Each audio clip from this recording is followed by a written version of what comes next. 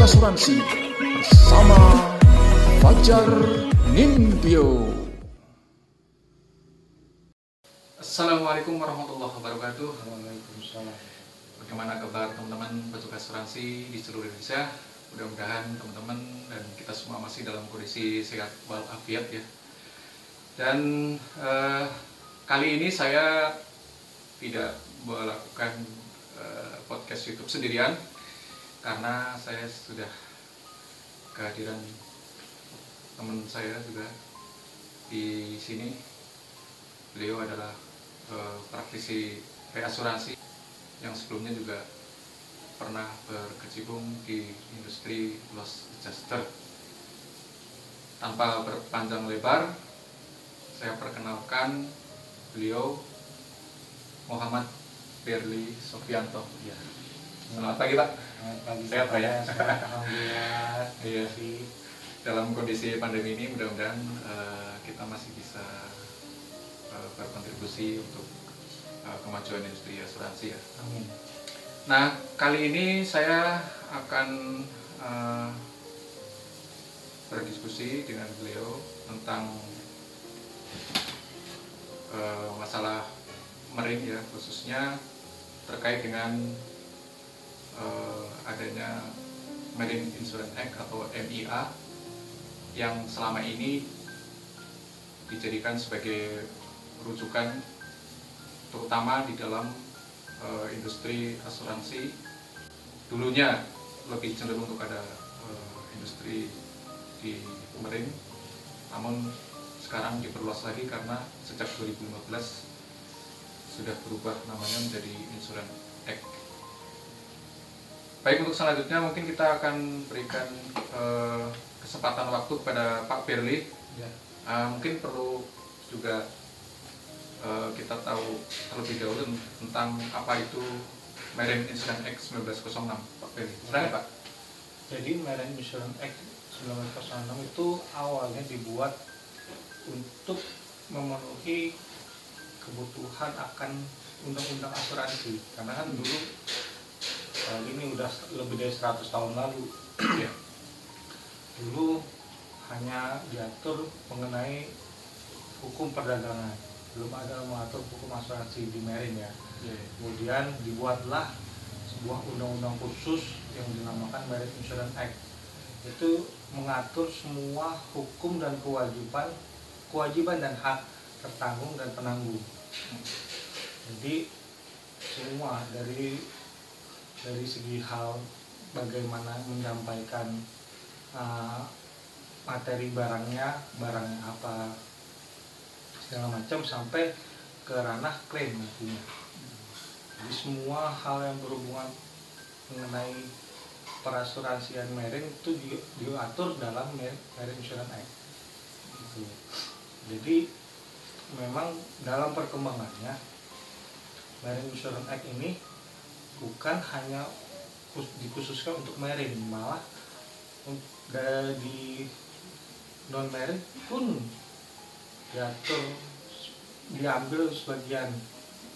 Contohnya atmospheric freight itu awalnya dari Marine Insurance Act dan sebagainya, seperti itu. Jadi kenapa dibilang di Indonesia justru banyak underwriter, mungkin Pak Fajar kan sebagai seorang underwriter lebih paham kenapa Marine Insurance Act itu sangat melekat di industri asuransi Indonesia. Karena ya memang di industri asuransi Indonesia produk Marine Insurance Act itu ada produk English Law dan turunan Marine MIA, sebut MIA aja ya. Yeah. Turunan MIA ada banyak, ICCA, ICCB, di Marine Health, ITC, banyak, Voyage Clause dan segala macam. Namun Indonesia juga pernah mengeluarkan klausul khusus mengenai asuransi marine. Untuk pengangkutan barang ada SIAF, Standard Insurance Full Form. Namun kenapa udah sangat jarang digunakan? Kalau menurut, karena saya pernah berpengalaman di dunia klaim, lebih banyak klaim di jasa eh, di English law itu mengatur segala macam, dari mengenai general average, mengenai nanti ada tuntutan pihak ketiga, bahkan kerusakan itu sendiri. Jadi lebih komplit lah untuk di English law. Makanya di Indonesia lebih banyak dipakai untuk marine tuh klausul-klausul yang berdasarkan English law. Gitu Pak. Iya, iya. Jadi kalau kita lihat hukum Inggris itu sendiri kan sebenarnya mengacu kepada common law ya, yang dia itu banyak diterapkan di negara-negara Anglo-Saxon ya. Jadi negara Britania Raya kemudian menjajah di berbagai negara termasuk Amerika ya. Termasuk Amerika. Dan satu lagi itu ada civil law yang dia itu kalau kita pelajari lagi mungkin ya sebagai review juga banyak diterapkan di Eropa kontinental ya. Jadi di situ ada Jerman, kemudian Italia, Belanda, Indonesia. Nah, karena Indonesia dulu memang jajahan Belanda, sehingga banyak hukum-hukum yang mengacu kepada civil law ya. Betul. Sementara yang common law kemudian melahirkan EMIA ini kedengarannya masih asing nih di Indonesia gitu.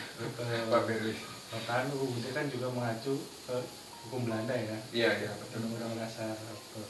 Nah, tapi kalau dari sistem hukum sendiri, karena kita cenderung mengacu pada hukum Belanda yang menganut civil law, kemudian di sisi lain kita memakai hukum Inggris, apakah tidak ada dampaknya nanti di sistem peradilan di Indonesia, Pak? Justru kalau kita masuk MIA ini dimasukkan ke sistem peradilan di Indonesia, itu adalah dua hal yang terpisah. Biasanya sistem peradilan Indonesia tuh sangat jarang memakai English law. Kalau udah masuk ke ranah pengadilan, ya udah berarti kita harus ikut verdiknya mereka. Jadi sebenarnya dari sisi teknisnya itu agak susah, jarang dibahas. Biasanya kalau kita dari teman-teman asuransi, kalau udah masuk ke pengadilan, ya udahlah pasrah aja lah apa kata pengadilan. Iya, iya. Kalau bisa diputuskan bersalah, kita tinggal banding gitu. Tapi ujung-ujungnya hal-hal teknis pun tidak akan, jarang sekali dibahas. Saya baru menemukan satu hal, baru ada satu hakim yang membahas di Indonesia ya, hakim di Indonesia di pengadilan Indonesia yang menggunakan Marine Insurance Act, tapi itu hanya untuk hukum materinya aja, pembuktian bahwa ini dari segi teknis ini masih liable loh, masih bisa dipertanggungjawabkan asuransi. Tapi untuk hukum acaranya tetap hukum perdata yang berlaku di Indonesia. Jadi terpisah nih. English law dengan hukum Indonesia tidak bisa disatukan.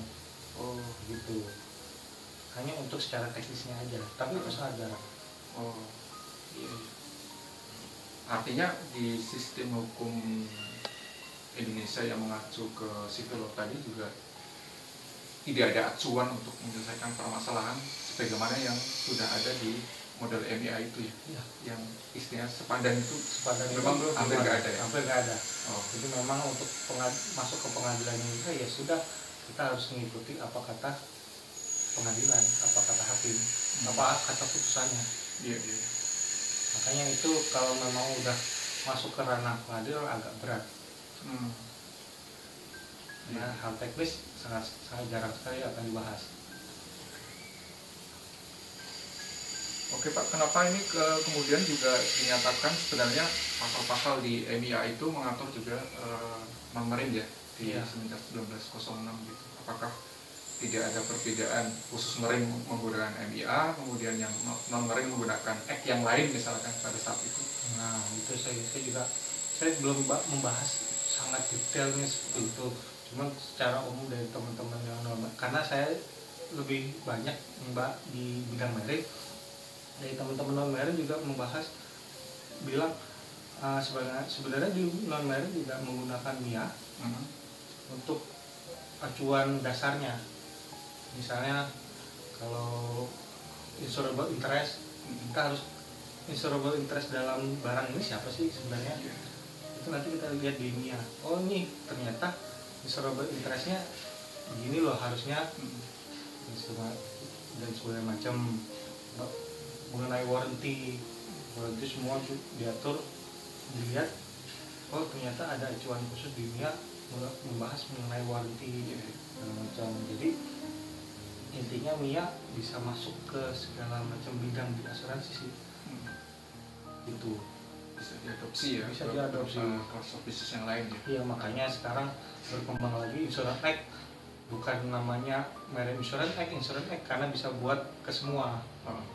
Gitu. Iya. Ya tadi mungkin bisa sekalian menyambung ya Pak. Kenapa ada perubahan dari MIA 906 kemudian terakhir di 2015 di Inggris sana merubah menjadi Insurance Act.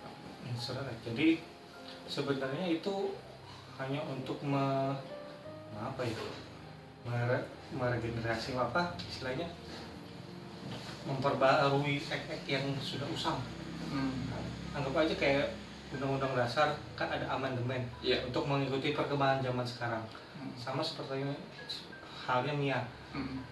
Adanya Insurance Act untuk mengikuti perkembangan zaman yang ada sekarang. Apa sih perkembangan zaman terbaru, kan itu udah 100 tahun lalu yang lebih. Umurnya Act itu. Jadi harus ada pembaruan lagi lah. Jadi pembaruannya pun tidak serta-merta merubah MIA. Cuman hanya ada beberapa klausula yang diperbarui. Tidak semua yang diperbarui, MIA masih tetap bisa dipakai. Jadi sebenarnya secara umum yang MIA 906 itu masih bisa dipakai, kecuali ada beberapa perubahan atau tambahan. Beberapa perubahan tidak ada. Iya. Biasanya seperti itu. Karena MIA itu berlaku Agustus 2016. Jadi kalau polis-polis itu tidak berlaku surut. Jadi kalau polis-polis yang terbit sebelum Agustus 2016 itu tetap kalau bisa ada permasalahan atau segala macam itu tidak bisa merefer ke klausula baru MIA 2015, harus merefer ke MIA 1906. Gitu. Kalau yang selama ini Bapak ketahui itu dari beberapa poin-poin yang ada di MIA 1906, mulai dari insurable interest, kemudian ada insurable value, the policy, double insurance, warranties, dan seterusnya sampai bagian paling bawah ya, supplemental itu, yang paling terlihat adanya perubahannya itu di mana Pak? Kalau dari pengalaman saya dulu sebagai jasa dan sekarang pun masih di bidang klaim, yang paling banyak perdebatan itu di sisi warranty justru. Jadi dulu kalau di MIA section 33 itu dijelaskan bahwa kalau warranty breach, kalau ada warranty yang dilanggar, berarti itu tidak bisa diproses. Asuransi berhak menolak. Dulu mentor saya sering bilang, warranty itu adalah janji. Kalau janji dilanggar, berarti ya sudah, komitmen kita bubar sudah. Begitupun di MIA, warranty dilanggar, berarti sudah dari tertanggung sendiri sudah melanggar dong janji-janjinya. Berarti kami dari segi penanggung tidak bertanggung jawab atas klaim Bapak. Gitu. Namun di Insurance Act 2015 ada hal-hal khususnya warranty ini yang unik. Jadi warranty ini kalaupun dilanggar tidak serta-merta menggugurkan klaim itu. Jadi ada satu, misalnya warranty, kalau warranty yang dilanggar tidak berhubungan dengan kejadian. Misalnya kita kalau di Marine ya kita sebut, kalau kita ambil contoh Marine, warranty biasa yang banyak dipakai di Marine, selling permit warranty. Warranty selling permit. Misalnya selling permitnya itu dilanggar, harusnya kan batas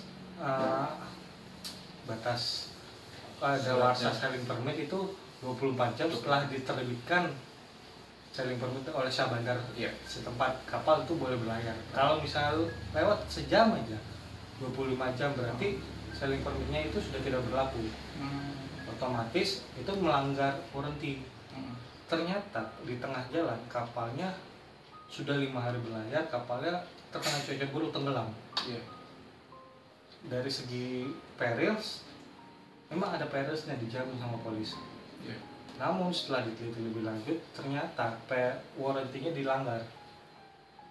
Warranty selling permit. Kalau di Insurance Act 2015 itu masih bisa diperbolehkan asal itu tidak berkaitan dengan kejadian. Ini kan karena dilanggarnya cuman sailing permitnya aja. Yeah. Kondisi kapal semua masih bagus, nggak ada masalah, kru semua masih sehat, Yeah. semua masih comply. Namun warranty dilanggar, tetap asuransi berhak mewaive jika mau. Yeah. Gitu. Tapi memang jadi perdebatan panjang. Iya. Serah asuransi itu, jadi balik lagi ke hak asuransi mau menggunakan Insurance Act 2015 atau tetap menolak. Cuman kalau di Insurance Act 2015 lebih ke menguntungkan tertanggung justru. Gitu. Ya, jadi kalau kita kembali ke tentang teori asuransi ya Pak Beli, Ya, kebetulan saya juga memegang salah satu diktat zaman dulu ketika kita masih belajar tentang asuransi. Di sini disebutkan bahwa waranti dalam sebuah kontrak asuransi adalah suatu janji yang harus dilaksanakan dengan penuh tanggung jawab oleh si tertanggung, bahwa suatu hal tertentu akan atau tidak akan dilakukan, atau suatu keadaan atau fakta tertentu ada atau tidak ada. Nah, kemudian dalam hal dampaknya terhadap klaim, memang selama ini yang kita tahu pun ketika terjadi pelanggaran dari waranti itu, maka perusahaan asuransi bisa menolak pengajuan klaim yang terjadi ya Pak. Meskipun di situ tadi tidak harus ada kaitan langsung dengan kejadian pada objek yang diasuransikan ya Pak Beli. Iya betul Pak. Dan saya baca juga di MIA 1906 di section 33 memang di sini juga senada bahwa waranti itu disebutkan kondisi yang harus comply atau dipenuhi, baik itu material maupun tidak ya. Di sini malah lebih jelas lagi ada penekanan bahwa kondisi yang sifatnya material atau tidak pun, ketika itu kemudian tidak dipenuhi, maka perusahaan asuransi akan memiliki hak untuk melepaskan diri ya, discharge dari liability semenjak tanggal dari breach of warranty itu. Ya, mungkin pernah ada contoh kasus yang terkait dengan masalah ini Pak di lapangan dulu yang pernah Bapak tangani, misalkan adanya penolakan dari perusahaan asuransi karena adanya breach of warranty, padahal itu sebenarnya tidak terkait langsung dengan kejadian Pak. Ya, salah satu penolakan yang paling sering itu yaitu masalah biasanya kita bahas dari sisi marine ya. Ya. Biasanya itu masalah selling permit atau enggak sertifikat. Dulu sertifikat asuransi itu bukan at the time. Dulu masih menggunakan during period of insurance. Jadi sepanjang periode asuransi, misalnya dari 1 Januari sampai 1 Januari lagi ya. Nah kebetulan misalnya klaim terjadi di bulan Agustus, namun di bulan Juni kapal itu sedang docking. Otomatis kalau kapal sedang dalam masa perbaikan rutinnya, itu sertifikat mati. Sertifikat mati, otomatis sertifikat mati. Baru setelah turun sertifikat hidup lagi. Berarti dalam masa itu ada periode yang bolong sertifikat itu mati. Makanya biasanya banyak asuransi bilang, oh ini berarti tidak comply warranty dong, ini tidak sesuai dengan prinsip warranty-nya, ada yang bolong, nanti kita bisa tolak klaim ini. Padahal dari segi kejadiannya kan tidak berhubungan. Ini kan sedang ada perbaikan, berarti bagus dong kapalnya kembali lagi seperti semula. Sekarang ini kejadian tidak ada hubungannya. Yang kedua ya selling permit tadi, sering terjadi penolakan di selling permit, padahal kapal terlambat keluar dari area pelabuhan mungkin karena ada satu dan lain hal, mungkin menunggu perbekalan atau menunggu supply dan segala macam, kita kan nggak tahu di lapangan. Biasanya seperti itu, kasus-kasus sering terjadi. Atau sering ya lebih banyak karena warranty dulu period itu ditolak sertifikat, karena ya di lapangan banyak sekali hal-hal yang kita tidak bisa atur juga. Atau sering sekali dulu saya sering ketemu ada ship owner yang tidak tertib administrasi. Itu sering sekali. Jadi ketika kita mintakan tolong dong di provide sertifikat dari tanggal sekian dari tanggal sekian, ternyata di awal-awal tuh mereka nggak bisa provide karena saya nggak tahu sertifikatnya di mana sekarang. Sertifikatnya di agent, wah ya itu. Jadi agak susah kita membantu. Saya dulu di jasa agak susah kita membantu nih klaim. Ini klaimnya nggak bisa diapa-apain, di warranty sendiri sudah di state harus during period. Ternyata dalam kenyataannya bukan salah tertanggungnya juga, cuma karena mereka kurang tertib administrasi aja. Seperti itu, jadi agak susah.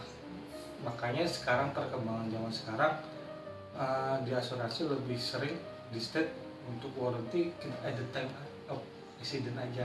Pada saat kejadian, pasti pada saat kejadian kan pasti sertifikat hidup dong, otomatis hidup ya. Otomatis hidup Karena tidak dalam kondisi docking atau kecuali kondisi docking dan layup pasti kan asuransi pasti tidak mau layup kapal. Dalam kondisi kapal sedang berjalan, sedang trading. Kecuali kalau memang dalam kondisi udah at the time of accident, sertifikatnya mati ya buka, itu berarti mereka benar-benar melanggar warranty. Gitu aja. Iya. Apakah dengan demikian bisa kita menyimpulkan secara umum ya Pak Berli bahwa Marine Insurance Act 1906 ini cenderung kepada memihak perusahaan asuransi gitu ya, jadi kurang begitu berpihak kepada si tertanggung gitu?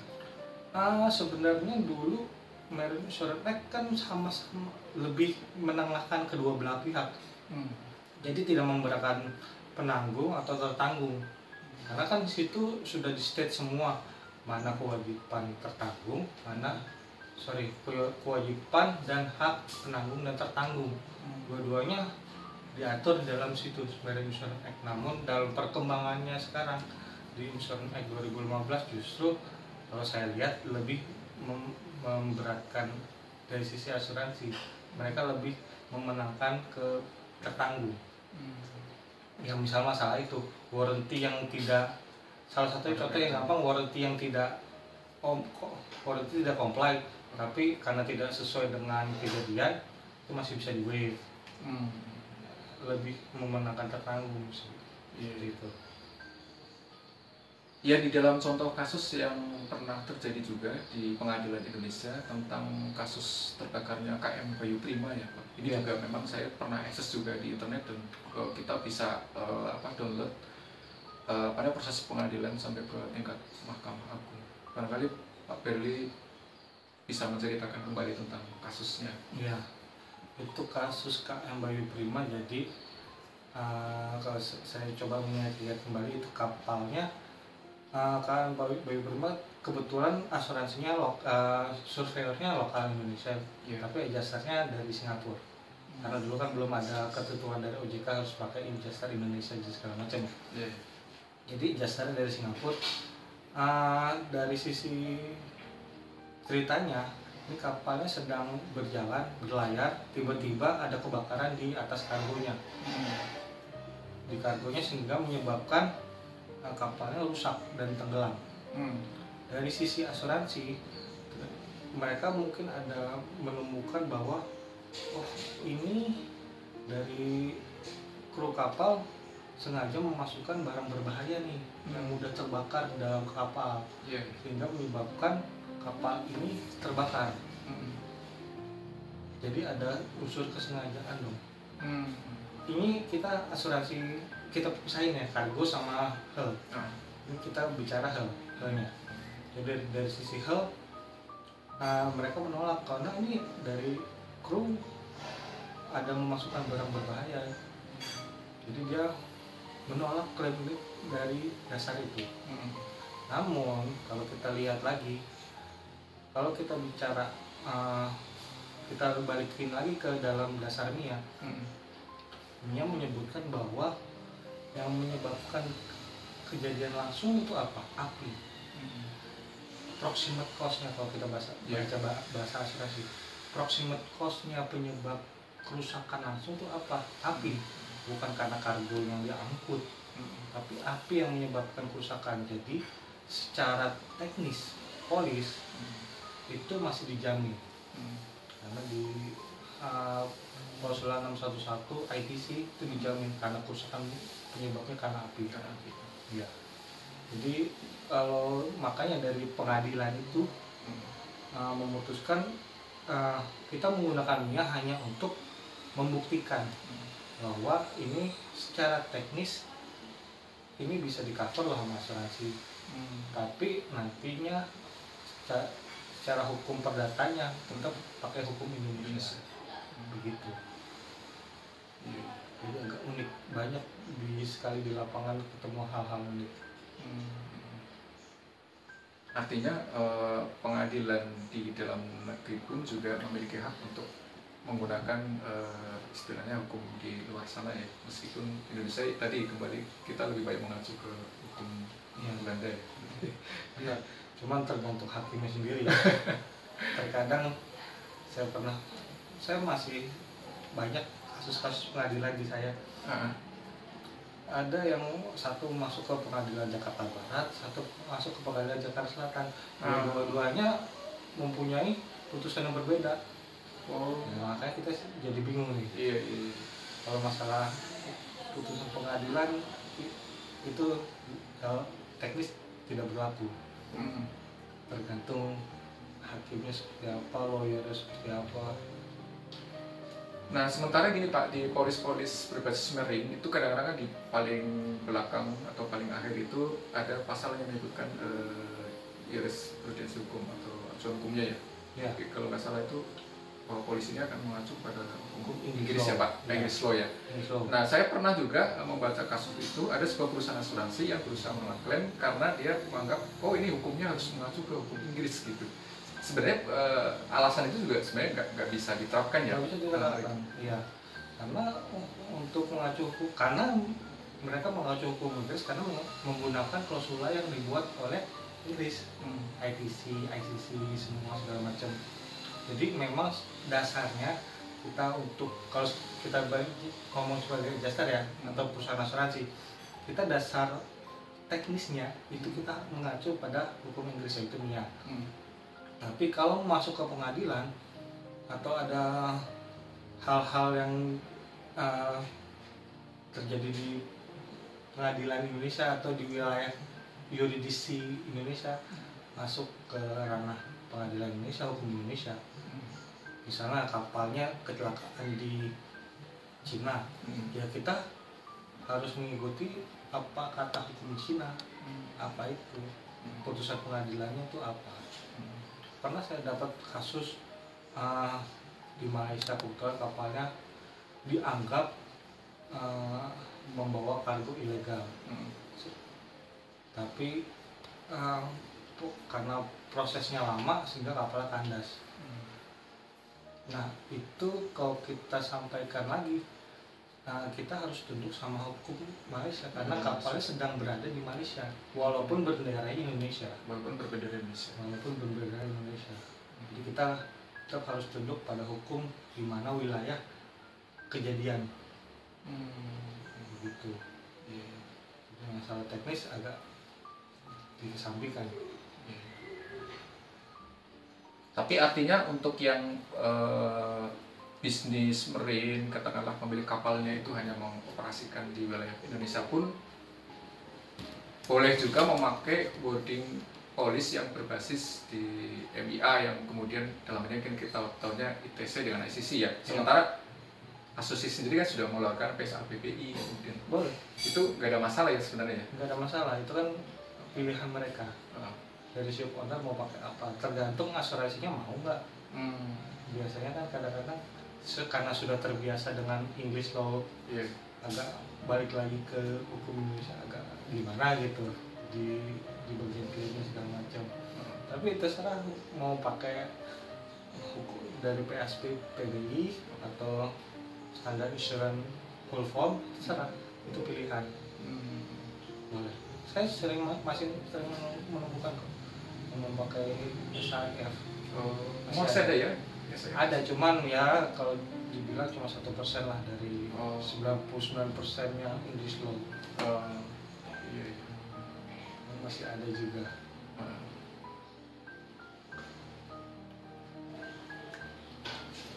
Cuman nggak, kalau kita balik lagi ke Insurance Act 2015 yang masalah warranty tadi, memang tidak semua warranty itu bisa di waive. Oh, tetap dibatasi ya Pak? Nah, itu yang menjadi perdebatan, masih jadi perdebatan di sini. Jadi ada warranty, kalau kita lihat di Insurance Act 2015 klausul 11 itu ada yang namanya, saya lupa dulu ya. Jadi ada yang namanya terms risk of a whole. Jadi itu terms yang digunakan. Jadi risk of whole itu harus memenuhi 3 syarat: loss of particular kind, atau location, atau time. Masalahnya kalau misalnya selling permit kan itu masalah time. Kalau misalnya location mungkin trading warranty, location warranty, trading warranty. Nah, ada juga klausul warranty yang tidak berhubungan ke dalam ketiganya. Nah, itu yang masih jadi perdebatan, malah sudah jadi perdebatan di London sana. Definisi risk of a whole itu apa sih? Jadi masih ranah abu-abu sih. Belum bisa kita pastikan pun, adjuster pun harus masih menunggu keputusan dari AAA, Average Adjuster Association. Ini asosiasi yang menaungi hukum khusus untuk average adjuster. Average adjuster itu adjuster untuk health and machinery. Jadi kita biasanya untuk adjuster HM merefer pada putusan di sana. Putusan sana bilang A, kita tunduk dengan putusan mereka. Karena ini masih dalam perdebatan, jadi kita masih menunggu apakah ada beberapa warranty. Kita ambil contoh warranty class maintain certificate. Jadi itu sertifikat yang dikeluarkan oleh Class. Class itu kan lembaga independen yang untuk mengatur standarisasi kapal. Jadi kita belum, jadi kalau misalnya kapal itu sedang berlayar, apakah kapal itu masih dalam kondisi bagus, hanya Class yang tahu. Jadi kalau dalam kondisi tidak bagus, maka Class tidak akan mengeluarkan sertifikat itu. Makanya itu salah satu warranty yang masih jadi pertanyaan, apakah itu masih bisa diterapkan Insurance Act 2015 atau belum, enggak, kalau warranty itu dilanggar. Karena kan kita tidak tahu nih apakah itu dilanggarnya karena melewati ketentuan yang berlaku oleh PKI atau Class segala macam, kita nggak tahu. Ya, Class yang tahu. Makanya kalau warranty itu dilanggar masih jadi pertanyaan nih. Apakah bisa diterapkan Insurance Act 2015 untuk waive warranty itu apa enggak? Iya.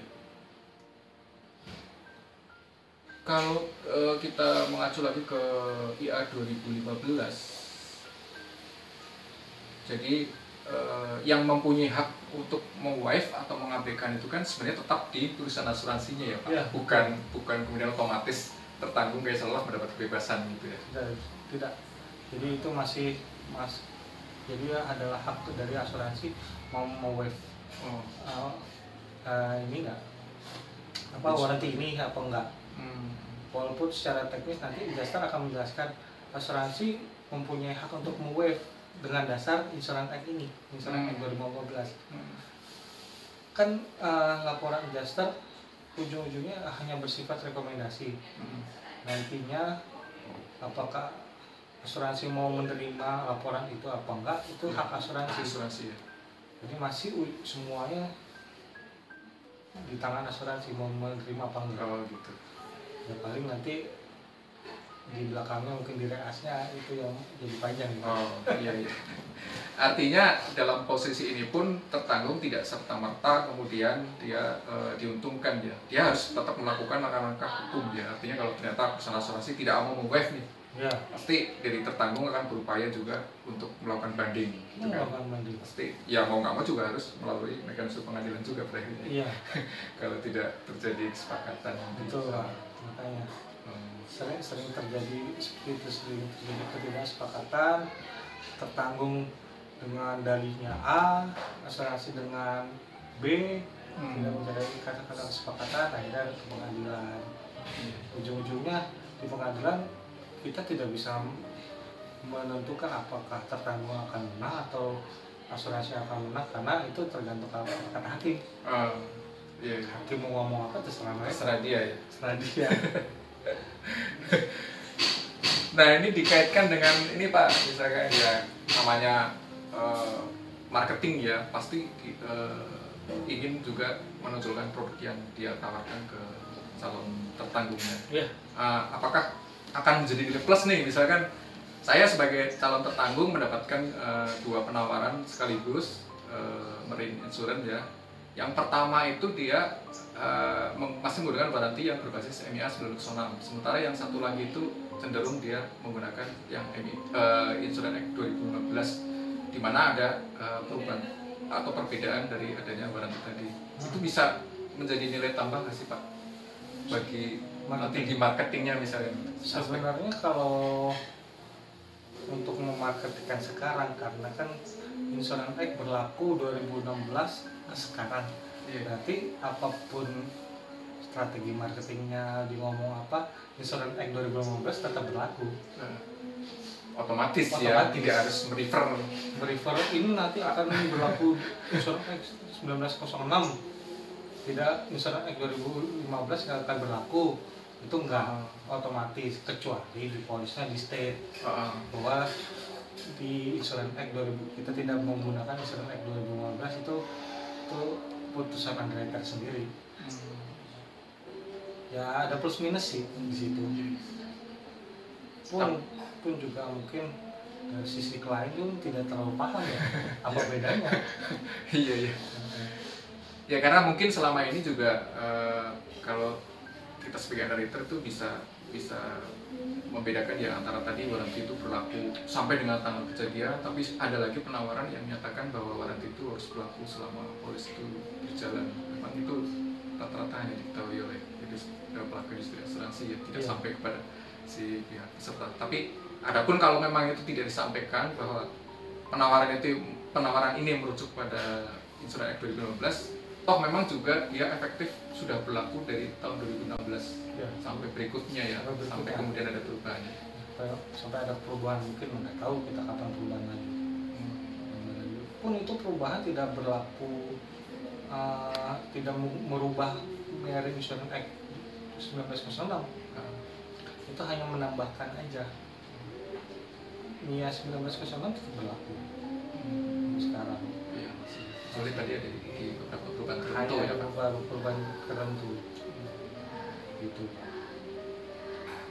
Dan pola underwriter sekarang juga barangkali sudah lebih paham bahwa lebih baik memang mungkin mereka juga tidak secara langsung merujuk pada Insurance Act 2015, tapi ada perubahan signifikan terhadap pemberlakuan waranti ya. Barangkali termasuk mungkin di REAS juga seperti itu ya, sudah bisa memahami atau ada kesepakatan bahwa waranti itu cukup nanti berlaku sampai pada saat tanggal kejadian ya, tidak whole of period of insurance gitu ya. Sekarang sudah umum ya, sudah umum pakai editan, karena pun nanti takutnya terjadi dispute, biasanya terjadi banyak dispute di sisi klaim. Kalau menjadi during period of insurance. Oh begitu. Dari dari tertanggung, dia punya argumen kita ini bener loh, cuma kita lupa nih, misalnya tadi sertifikat during period kita lupa, tapi sertifikatnya ada loh, tapi mereka nggak bisa membuktikan sertifikatnya itu ada. Jadi nanti malah akan jadi dispute, ujung-ujungnya kalau dispute gitu kliennya klaim premium ya terpaksa eskalasi segala macam, malah jadi panjang kan urusannya. Jadi makanya sekarang agak lebih dipersimpel bahwa warranty at the time of accident aja lebih sebenarnya lebih menguntungkan kedua belah pihak. Kalau memang warranty at the time of accident sertifikatnya mati, ya berarti tertanggung udah melanggar warranty, jelas-jelas melanggar warranty pada saat kejadian. Ya. Tapi di luar aspek sebenarnya dampak ke asuransi, bahwa pemilik kapal memang juga harus segera mengurus dokumen-dokumen terkait tadi ya, untuk maintenance kapal itu ya, salah sertifikatnya ya Pak. Salah sertifikatnya. Makanya sekarang karena asuransi sudah diwajibkan untuk semua pemilik kapal yang punya kapal, sepertinya sekarang asuransi pemilik kapal sudah mulai asuransi. Mereka sudah harus harus tertib administrasi lah. Ataupun ada sertifikat yang bolong, mereka harus segera memperpanjang. Tidak boleh sampai ada 1 hari pun terlewat. Misalnya habis sertifikat tanggal 15, tanggal 10 harus sudah diperpanjang. Nah, kita balik lagi ke Insurance Act 2015 nih. Saya pernah dapat kasus, jadi sertifikatnya ini during period. Sertifikatnya ternyata mati nih. Mati tanggal 15, bisa tanggal 15. Tanggal 16 kejadian. Tanggal 16 kejadian berarti kan pada saat kejadian sertifikatnya mati. Tapi setelah diteliti lebih lanjut, dari pemilik kapal sudah meminta kepada Syah Bandar untuk memperpanjang tanggal 10. Jadi sudah ada itikat baik dari tertanggung untuk memperpanjang sertifikat ini loh. Sebelum periodenya mati. Itu kalau di bahasa Insurance Act itu namanya remedy, sudah warranty-nya itu udah di remedy. Jadi dari sisi asuransinya, dari sisi teknisnya itu masih bisa dimaafkan lah, warranty-nya masih kita dari sisi pertimbangan teknisnya masih bisa di waive karena sudah ada itikat baik dari tertanggung. Oh ini kita tidak mau sertifikat yang mati loh, cuman karena masalah teknis, mungkin hari libur atau apa segala macam, jadi belum sempat disurvei kapalnya, jadi sertifikatnya belum sempat diperpanjang oleh otoritas pelabuhan. Mungkin ada hal lain Pak yang terkait khususnya sih dengan penerapan warranty ini ya di IA 2015. Sebenarnya sih intinya dari warranty di IA 2015 itu risk as a whole. Jadi mendefinisikan risk as a whole-nya itu yang kita masih jadi perdebatan. Itu pun masih jadi perdebatan di London. Dan kita masih belum punya keputusan apa sih intinya di risk as a whole itu apa. Jadi kalau sekarang dari sisi dasar ataupun asuransi untuk mewaive dengan menggunakan warranty dengan menggunakan Insurance Act 2015 masih agak berhati-hati karena memang dari keputusan dari Insurance Act dari London sendiri belum ada keputusan pasti nih definisi warranty apa aja yang bisa di waive seperti itu. Jadi masih menahan diri semua. Jadi dari tulisan Pak Belly di sini ada term risk as a whole mencakup 3 hal ya Pak. Ada loss at a particular kind, kemudian location dan atau time ya. Atau time. Jadi harus memenuhi 3 syarat itu. Makanya tadi kita ngomong masalah warranty class maintain certificate, dia bukan particular of kind, bukan barangnya. Location-nya juga bukan, time-nya juga bukan. Jadi dia masuk definisi risk whole apa enggak nih? Kita masih jadi perdebatan. Selling permit kan udah jelas masalah waktu. Kalau trading warranty masalah location-nya. Kalau kain mungkin ada kalau di kargo itu ada lasing, warranty lasing, must be safety atau segala macam. Itu kan untuk secure barangnya. Itu particle of kind segala macam. Nah, untuk warranty yang ada beberapa, mungkin ada warranty yang lain, cuman yang saya tahu warranty plus maintenance sertifikat kan tidak termasuk ketiga itu tuh. Kita masih jadi perdebatan apakah itu masuk risk of hull atau enggak. Intinya di 2015 itu sih warranty. Baik Pak Ferry, jadi selanjutnya mungkin juga sebagai masukan barangkali ya, karena Bapak juga pernah berkecimpung di loss adjuster ketika menyelesaikan klaim. Apa sih yang perlu diperhatikan oleh underwriter terkait dengan pelekatan dari waranti yang ada di schedule policy sehingga nanti tidak akan banyak terjadi dispute ketika terjadi klaim, Pak? Jadi kalau kita mau ngomong pelekatan waranti apa aja, kita harus lihat dulu nih. Kita tahu nggak, paham barang apa yang kita mau asuransikan. Kita harus tahu barangnya apa. Misalnya kalau kita kargo nih, kita harus tahu barangnya apa, mau ditransit kemana, apa aja, menggunakan moda apa aja. Itu kan yang jadi dasar kita membuat warranty. Kalau misalnya kita pakai misalnya kapalnya tidak boleh berlayar ke daerah sini, warranty ternyata, tapi dalam prakteknya dia berlayar ke sana. Nah, itu kan otomatis melanggar warranty. Intinya dari asuransi pun nanti jadi ada kecurigaan dari tersangka. Berarti asuransi dari awal nih memang menolak kalau ada klaim. Kesannya begitu. Jadi kita harus tahu sendiri nih barang yang kita asuransikan apa. Kalau kayak kapal, mungkin kapal ada yang namanya kapal unclass, tidak mempunyai kelas. Memang ada beberapa kapal seperti itu.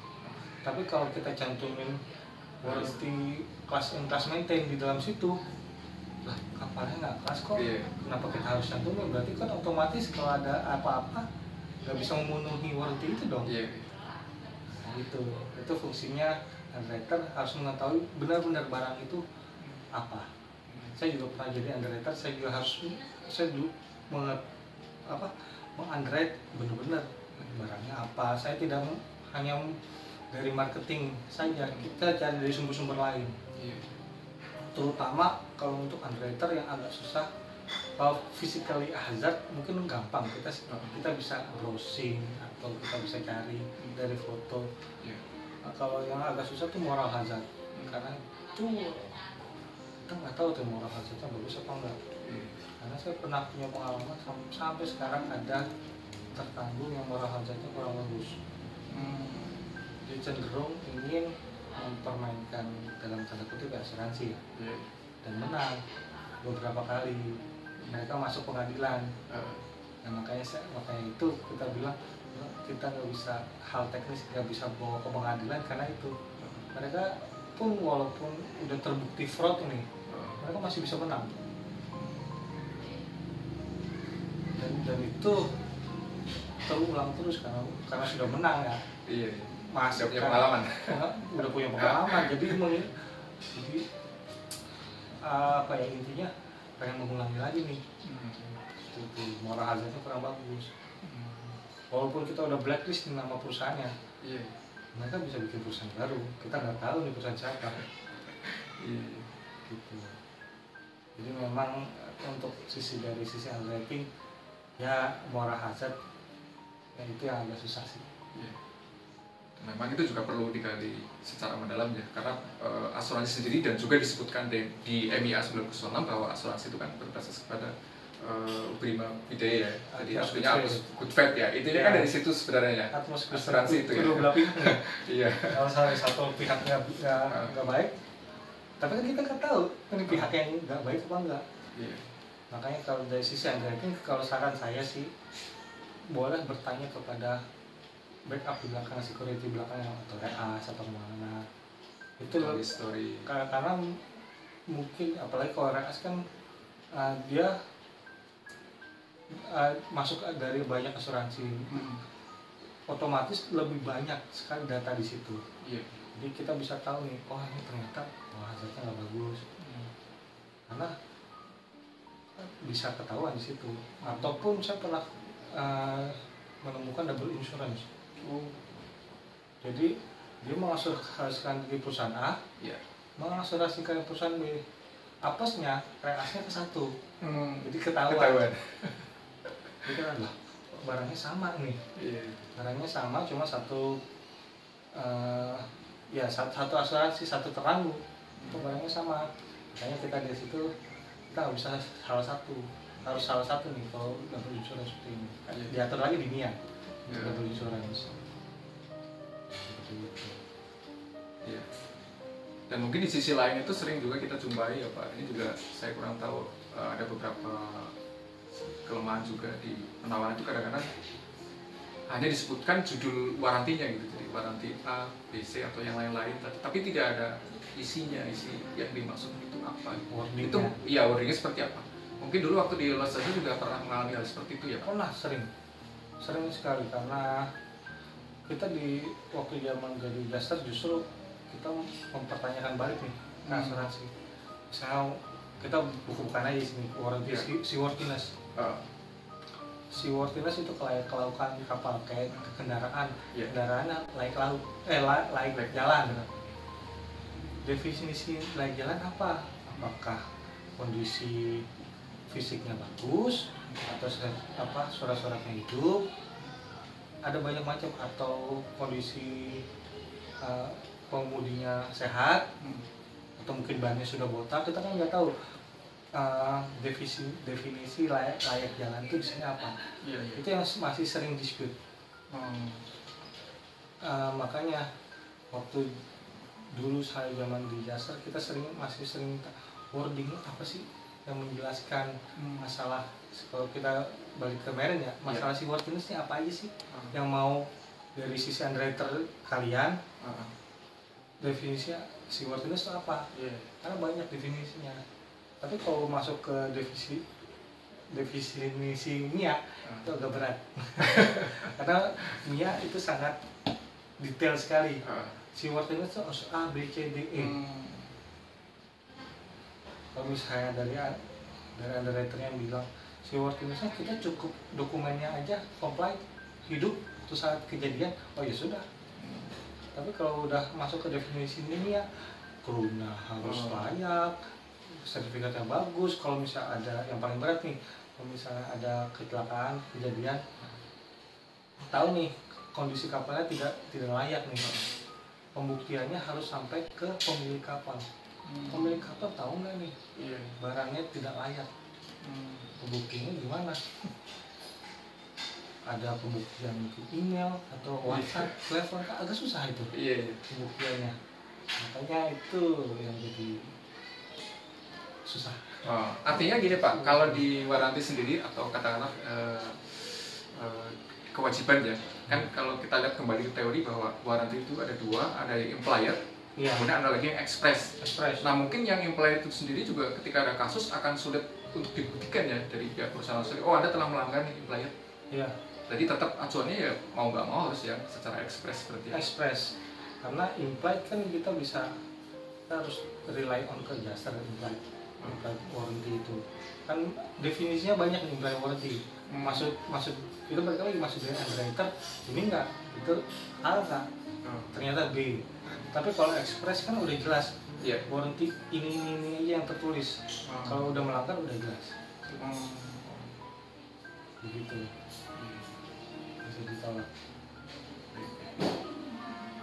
Oke, mungkin itu sih cukup banyak juga kita membahas tentang ini ya Pak Berli, tentang Marine Insurance Act 1906, kemudian Insurance Act 2015. Meskipun pembahasan kali ini masih terkait atau terfokus kepada waranti, dan pembahasan yang terkait dengan hal-hal yang lain barangkali nanti kita bisa lanjutkan di pertemuan berikutnya ya. Oke, terima kasih atas waktunya dan mudah-mudahan ini juga bermanfaat untuk teman-teman di Pojok Asuransi. Di pertemuan berikutnya kita akan coba setting lagi, kita atur topik apa yang perlu kita bahas, tapi Saya memang sengaja berangkat pembahasan dari MIA ini karena nantinya akan menjadi basis dari panduan praktik asuransi di seluruh dunia maupun juga yang ada di Indonesia. Terima kasih atas waktunya sekali lagi Pak Firly, mudah-mudahan bermanfaat bagi teman-teman semuanya, dan jangan lupa buat teman-teman untuk asuransi untuk terus mengikuti channel ini. Silakan untuk share, like, dan komen sehingga akan bermanfaat bagi yang lainnya. Terima kasih. Wassalamualaikum warahmatullahi wabarakatuh. Waalaikumsalam.